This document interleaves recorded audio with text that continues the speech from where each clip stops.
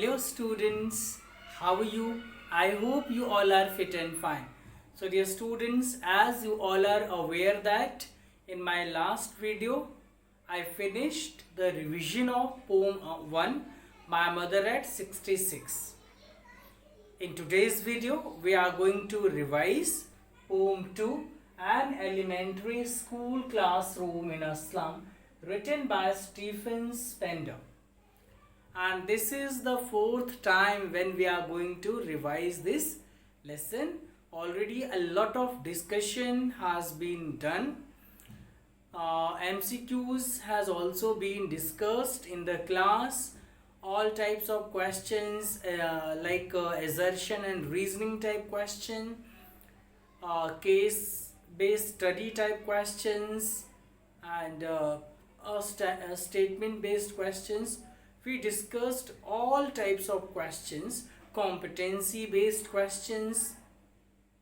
So today once again we are going to recall the main points of the poem, so that if any doubt still if it is there, so you all can clear it. So let's begin. In this poem, dear students, as we have seen, the poet talks about slum children. In this poem, the children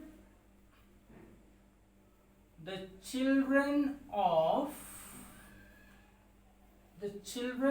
slum are being talked about. The children of slum are being talked about.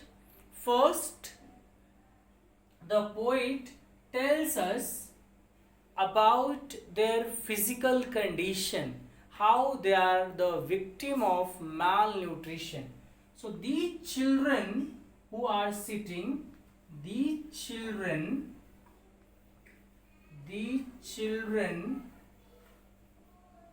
who are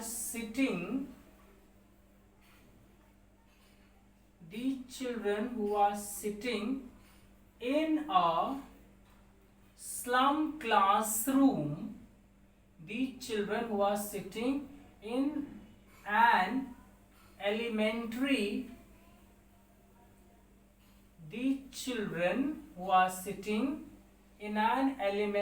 school classroom,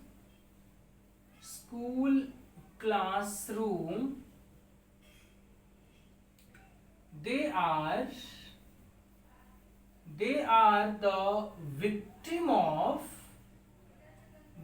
the victim of malnutrition. The children are the victim of malnutrition. The children who are sitting in an elementary school classroom are the victim of malnutrition. He gives us the example of some children using the adjective paper seeming boy, the tall girl, weight, head down. So with the help of these phrases, the poet Stephen Spender tells us the physical condition of these children who are sitting in an elementary school classroom. He also further tells us that one unnoted boy is there who is sitting at the last desk. He might be dreaming of, it was the poet's opinion, he was dreaming of squirrel's game. He was hoping to get freedom, as these children are not free. Further, the poet tells us that how a quality education is not being given to the children, how the fundamental rights have been snatched away. He also tells us that in the classroom, on the classroom walls, the picture of beautiful things like Tyrolese Valley, the bust of Shakespeare were put there. So all these things symbolize beauty, the civilized world, the rich and powerful world, which the poet wants the children to be there. The poet wants the children to be a part of civilized world.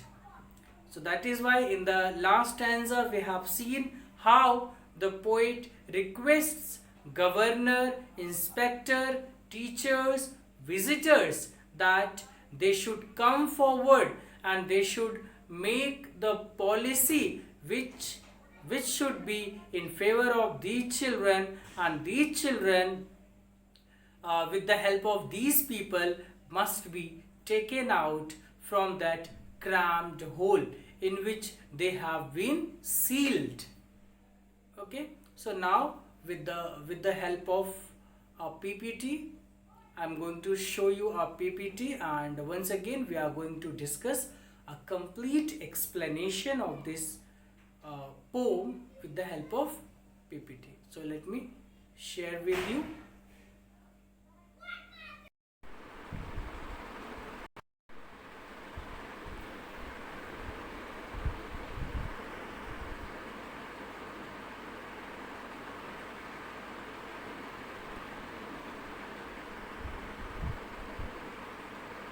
Yeah.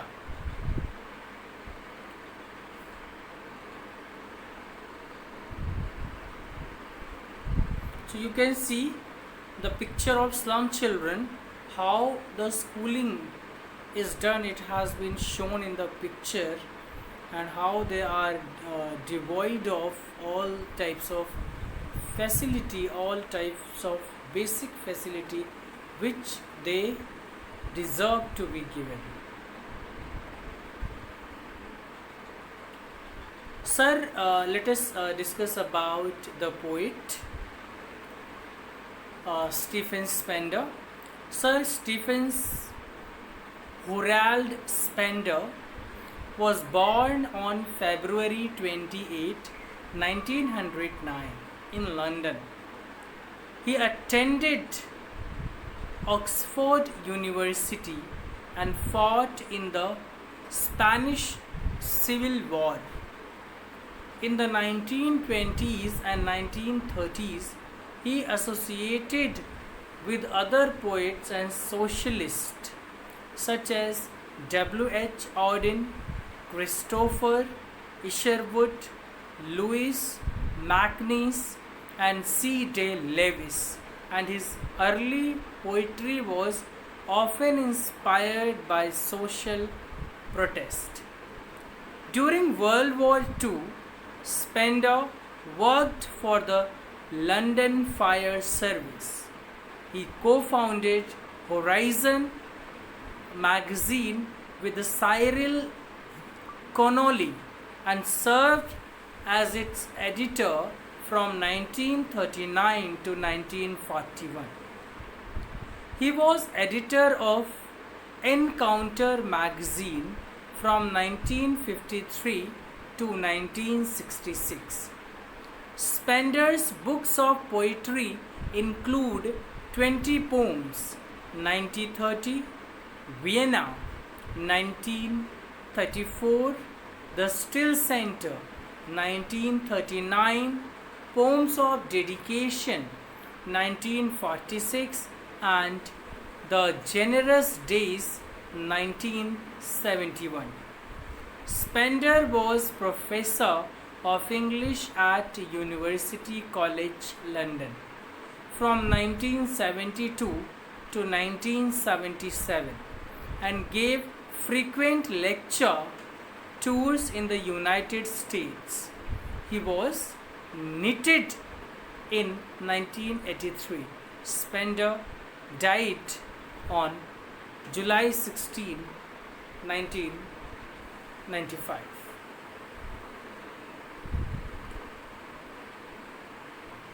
Now let us discuss about the stanza.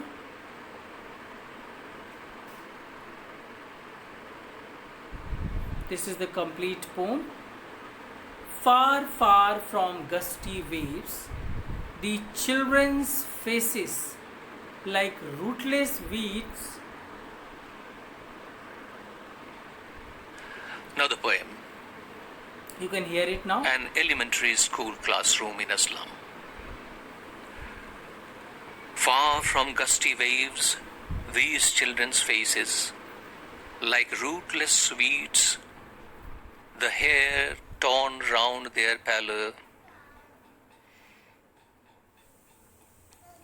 The tall girl with her weighed down head, the paper seeming boy with rat's eyes, the stunted, unlucky heir of twisted bones reciting a father's gnarled disease, his lesson from his desk at back of the dim class, one unnoted, sweet and young.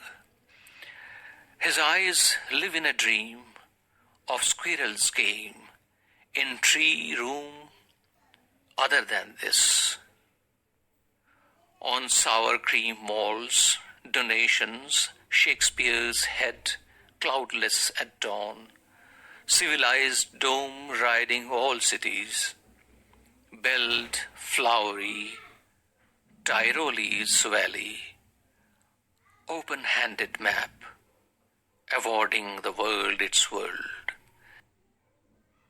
And yet, for these children, these windows, not this map, their world, where all their futures painted with a fog. Page 93. A narrow street sealed in with a lead sky, far, far from rivers, capes, and stars. An elementary school classroom in a slum. His head cloudless at dawn, civilized dome riding all cities, belled, flowery, Tyrolese valley, open-handed map, awarding the world its world. And yet, for these children, these windows, not this map, their world, where all their futures painted with a fog. Page 93. A narrow street sealed in with a lead sky, far, far from rivers, capes, and stars of words. Surely Shakespeare is wicked, the map a bad example, with ships and sun and love tempting them to steal, for lives that slyly turn in their cramped holes, from fog to endless night. On their slag heap, these children wear skins peeped through by bones and spectacles of steel with mended glass. Like bottle bits on stones, all their time and space are foggy slum. So blot their maps with slums as big as doom.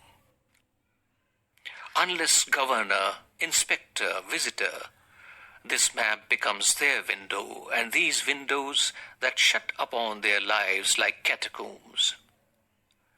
Break, oh break, open, till they break the town, and show the children to green fields, and make their world run azure on gold sands, and let their tongues run naked into books, the white and green leaves, open history, theirs whose language is the sun. Yeah. Now, this is how you can recite the poem. Now, the complete explanation of stanza wise. The poem, in the first stanza, the poem describes an elementary school classroom in a slum. The slum children look very pathetic. Their faces are pale and reflect sadness. They are like rootless weeds as they lack proper nutrition. Moreover, they are unwanted plants which grow on their own without being cared for, totally neglected. The tall girl has a weighed down head as she is burdened with the load of poverty. In fact, she is so subdued and suppressed that her head had bowed down with the burden of her misfortune. The paper thin, extremely thin boy has rat's eyes because the poor, undernourished boy is deprived of all the basic amenities of life. He is timid like a rat and full of anxiety. He searches for food and security. This unfortunate boy suffers from malnutrition and his growth is also stunted, not properly developed. He has also inherited from his father twisted bones, bent and distorted bones. He has inherited the poverty, disease, and despair from his parents. His body is also deformed because of the twisted bones which he has inherited. He appears to be as sick as his parents. This is a sweet, tender looking student who sits at the back of the class. This boy is different from the other boys as his eyes live in a dream. He is dreaming and probably thinking about a better future. He is lost in his own world, therefore not sad like the others. This boy thinks of squirrel's game.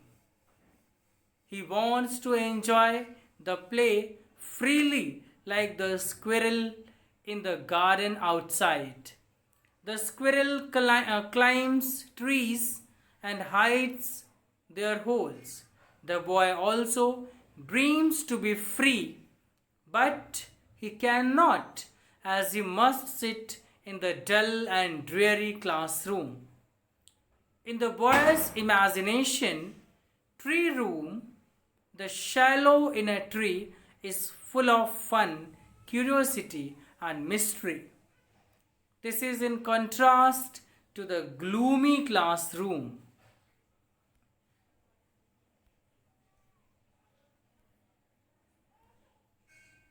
Now, next stanza. The classroom is not well maintained. The pale cream walls, which were painted long ago with the help of donations, make the place look more miserable and sad. Probably there is a portrait of Shakespeare on the wall. This is ironical as it is put up in a place where there is no serious teaching. Cloudless dawn and civilized dawn suggest the monotonous life in the slum. These slums are surrounded by the civilized city and the children cannot experience the beauty of the sky at dawn and are unaware of it. All around them are concrete structures of the cities. The life in the slum contrasts with the cloudless sky at dawn and concrete structures which override the cities. There is also a picture of a beautiful valley full of sweet, fragrant flowers, and these children of the slum will never be able to experience this beauty. They are deprived of this beauty as they are condemned to live in the slums amidst garbage. The open-handed map in the classroom contrasts with their world. The world given to us by God is full of all the bounties, whereas the world of these slum children is full of poverty and hunger. The world which they see is not the real world. Their world is confined to the narrow, dusty streets of the slum. The map in the classroom gives them hopes and aspirations and motivates them to explore the world, but they will never be able to see that world. These children can get the glimpse of the outside world from the windows, and it is far beyond their reach. They are far away from nature. These slum children have a bleak and foggy future in store for them. Their future is painted with a fog. It is blurred by hopelessness. There is no hope for the slum children.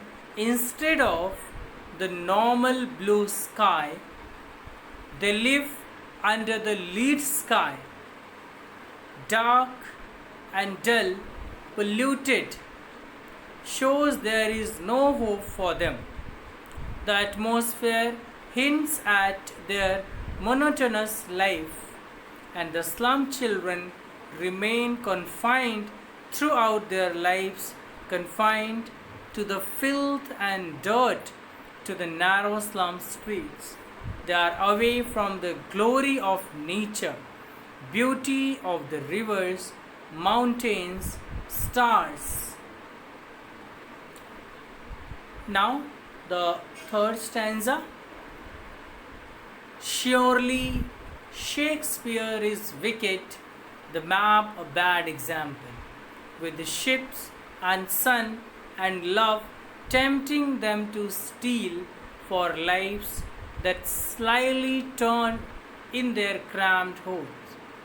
From fog to endless night, on their slag heap, these children wear skins peeped through by bones and spectacles of steel, with mended glass like bottle bits on stones.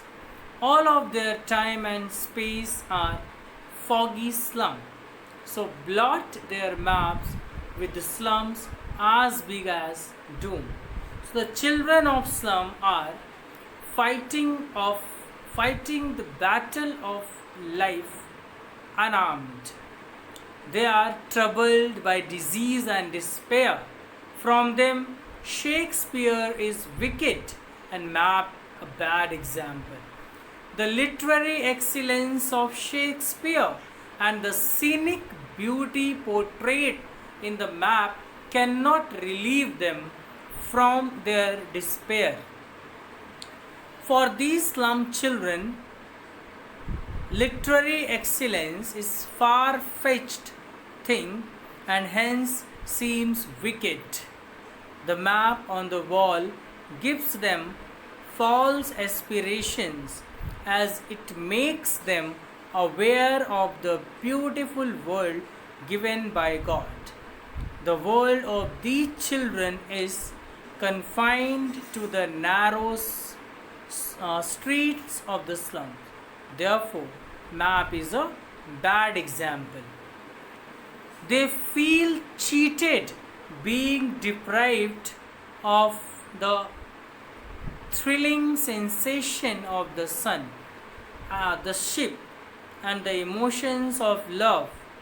The ship, sun, and love symbolize joy and happiness, which these children are deprived of.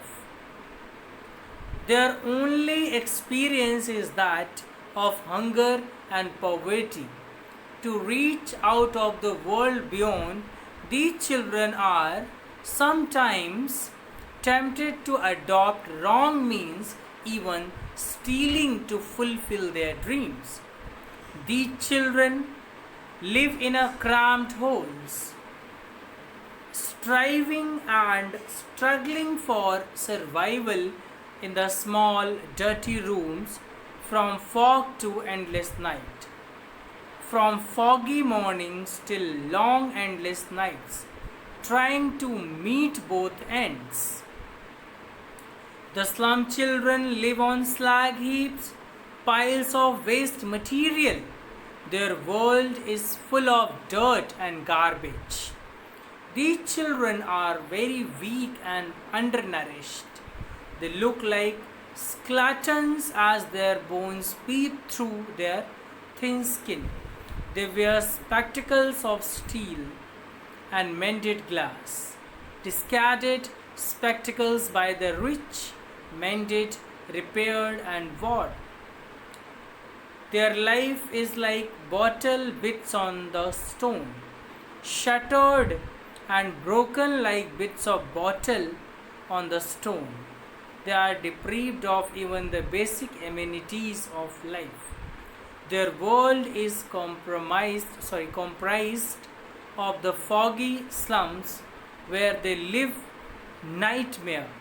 Slums classroom are no reality for them. They cannot locate their slum in that map. It is urgently required to give these slum inhabitants means and opportunities to lead a dignified and civilized life. So it's all about this video lesson, dear students. In my next video lesson, I'll explain the remaining stanza of the poem. So thank you for watching. See you tomorrow.